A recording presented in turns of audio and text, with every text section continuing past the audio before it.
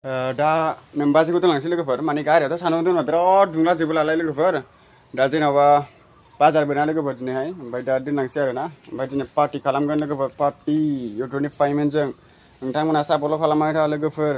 बिदिनो नुबाय थागोन मोजां मोजां आपडेट आरो नोंबाजैखौबो लासैनो नुनो थांगासिनो दं लोगोफोर बेनिखायनो नोंथांमोना सापर्ट खालाम फल' खालाम लोगोफोर फैसाफोरखौनो जोङो नै जांगाम जांगासो खालामजोबो एकदम नै आयु फैसाफ्रा फुरा इउटुब फेसबुकनि सानलायलायगोन बे मानसिफ्रा आं हाजिरा मावनानै बेसेबां खस्थ' खालामो नै 400 बोसोरसे जानोसै हाजिरा मावनाया बिमा इउटुब फैसा 20,000 दं लाव लोगोफोर बाजाराव थांसै बाजाराव खरस खालामसै हिनजावखौ दोनहैबाय दा बाजाराव ओंखाम जाना फैसै अमा बेदर मैगं लाबोसै गोथाव बुस्थु लाबोसै बाजार नायना नायदो लोगोफोर ओंखाम जानायखौ आंनिखौ माबायदि जायो गोथाव जानोसै बाजारा दिनै बिराद फिसा माथो बिस्थिबार ना बाजारानो बिराद फिसा दिनै लोगोफोर बिसिनि बुस्थुखौ बायजायालै थावा मोजां बुस्थुखौ जानांगौ सिनसो मोनो सुदो 20 थाखानि एसे फिसाखौ बे फिसाखौलै बे फिसाखौ लावजों फिसाखौ गिदिरखौ नाङालै फिसाखौ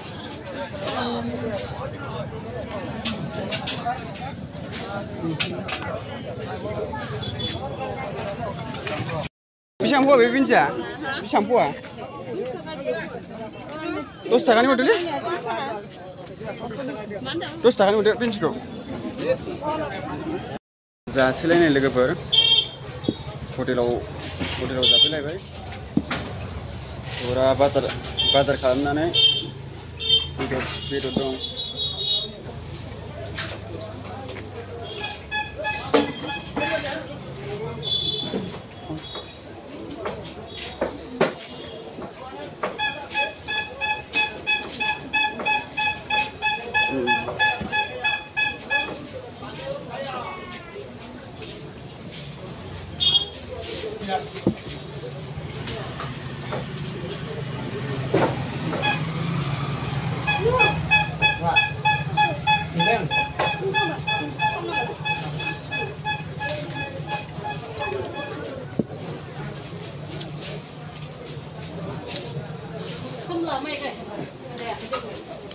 mấy váy nó mù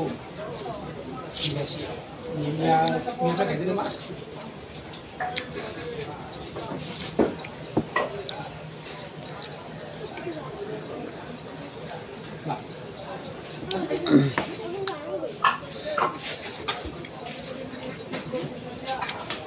ngon hơn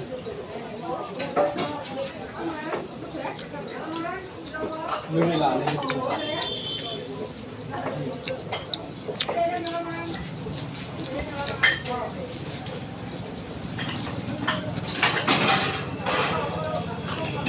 बाजार खालामनानै दासो जाबाय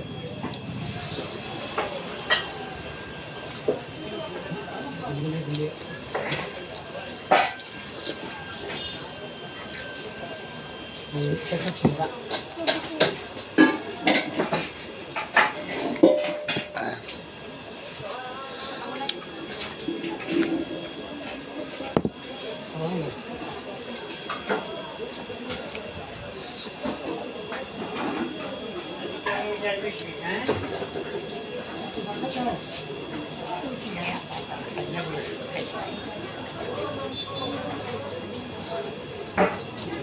Ghiền Mì Gõ để không bỏ